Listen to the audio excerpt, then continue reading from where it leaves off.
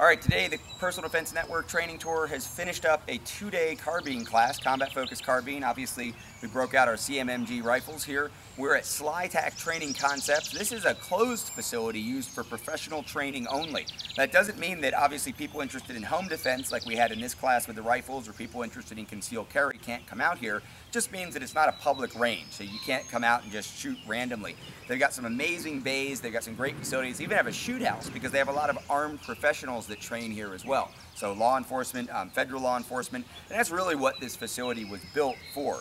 They also have teamed up with a local Central Ohio company named Armada, who I've known for a number of years, since I do a lot here obviously in Ohio as well.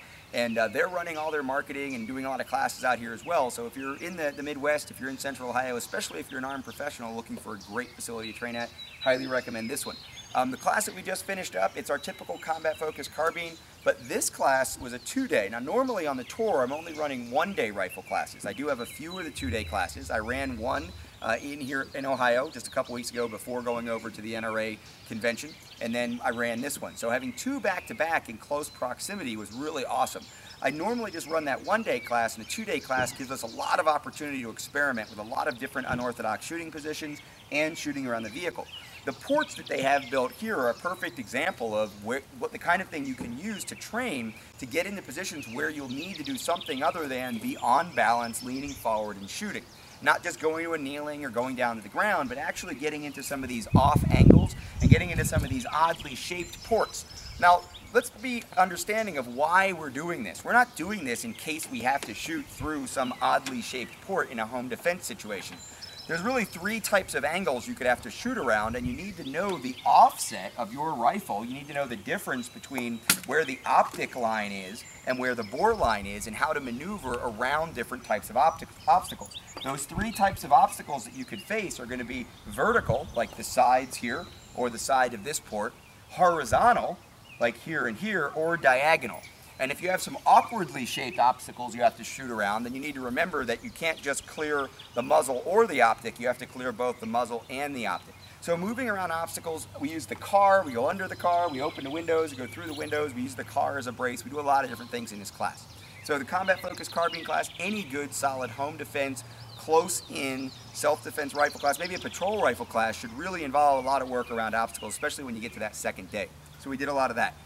Right now what we're going to do is we're going to hear from Paul Carlson and Joe Ball. Now Joe Ball has been a student of mine. He was just recently in one of Paul's classes, and Paul runs Safety Solutions Academy, which is a great resource for information. He travels all over the country now, but he got started here in Northern Ohio, and he's going to talk to Joe a little bit about what it's like to go through the class that he went through, why training is important, and especially talk about the Personal Defense Network training tour. As for me, I'm off to Illinois. This is a great year in Illinois. Everybody's celebrating concealed carry being legal there now. Finally, the last state to have some provision for concealed carry permits. And I'm running 2 back-to-back combat-focused shooting pistol classes. I'm sure full of new CCW permit holders or people who are interested in getting their permit. You still have plenty of time to get involved in a Personal Defense Network training tour, of course, because Illinois is barely halfway across the U.S. I'm still in the Midwest. I'm heading west. Our other instructors are busy all over the place. Courses this month in New York, in California, in Texas. I know we have some courses going on in Florida, and of course right here in Ohio as well as my stops in Illinois and Minnesota coming up before the end of the month, and then I continue to head west. I think I'm also going to be in Wisconsin coming up pretty soon. So take a look at the tour, personaldefensenetwork.com. The complete schedule is there, and as always, free videos, free information, free articles coming to you every week, featured from a lot of our contributors. Check them out online. Hey folks, Paul Carlson from Safety Solutions Academy.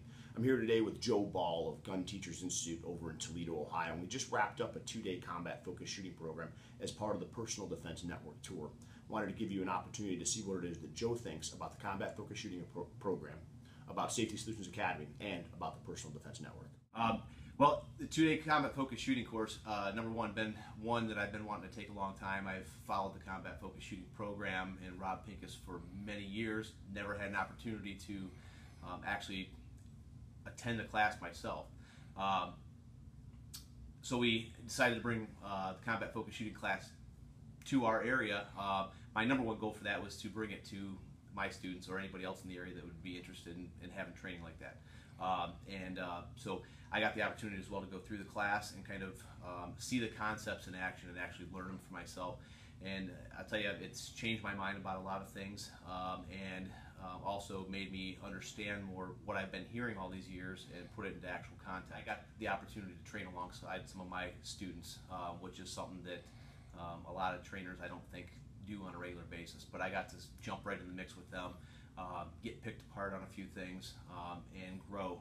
And it was a certainly beneficial thing for me. It's important for them to not only learn new concepts, maybe also learn some of the things that I taught them were congruent with what's taught in the combat focused shooting program already.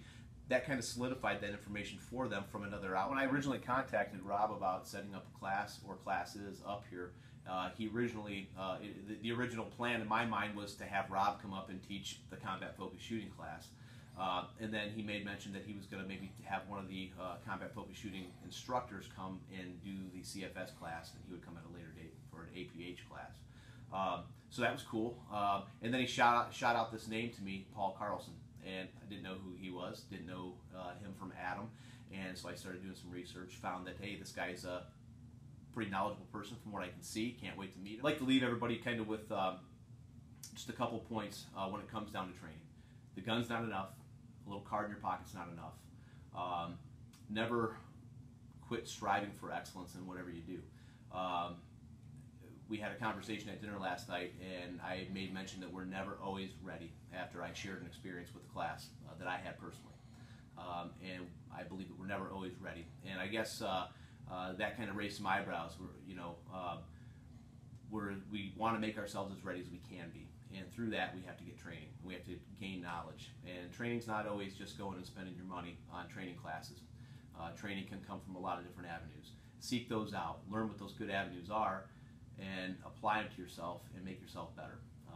Not only just in defensive shooting, but also in your life. And tune into what the Personal Defense Network's doing, what Rob Pincus and all the other contributors are doing.